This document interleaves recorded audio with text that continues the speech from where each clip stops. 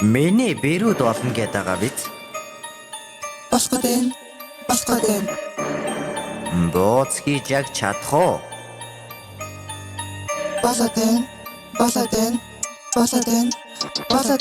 Бууц хийн гэдэг чинь амар ажил биш. Хатан мэжин юм ярьж ин амаа хамигчш. Эхлээ маха гараар татаад гурлаа зураад амраан. Бүхний гараар хийхгүй юм бол машин та нарыг давраад. Эзэгтэй бэн гэдэг чинь эгзэгтэй зүйл олон би. Эмхийн зүйлийг чадахгүй бол бүгднгийн чинь гол нь би. Залуу зад наснасаа ямар ч холыг хашрaan. Салаа цэргийг холож явлаа дараах цэргийг ташраад. Ирэх хүнийг дотон гэвэл хотоодоор нь бацна.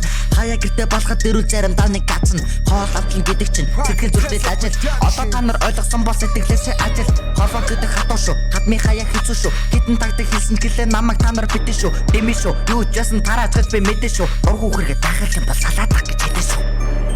Юу яриад байгаа юм бэ ээж? Харин тийм. Бид гурав чаднаа ээж. За.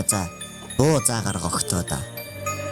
Яг та гурвын амтлсан хол дайжгүй. Гэхдээ та нар дахиад дууник шүнжэнгөө хийж чадахгүй. Ирэх согтуу байсан ч гэсэн элдв зам бол гарахгүй. Ээж минь надад заасан болохоор элдэж чадах нь аргагүй. Миний хувьд шалгалт гэдэг олон талаас явагдана. Гэрээ зөрүүлж хоолой хийх нь ажил биш шиг харагдана. Ойлгохгүй олон таар нээжин та нарыг хайрлна. Миний үүстэй төшөлтөг гэж ирсэн болохоор баярлна. Цагаа тулвал ээж чинь сэтгэл гэдэг цагаас уу. Гэхдээ хаяа уурлах юм бол гар талыг минь харъя шүү. Илээдэг. Бууцааки цагаа хараа чигэндээ.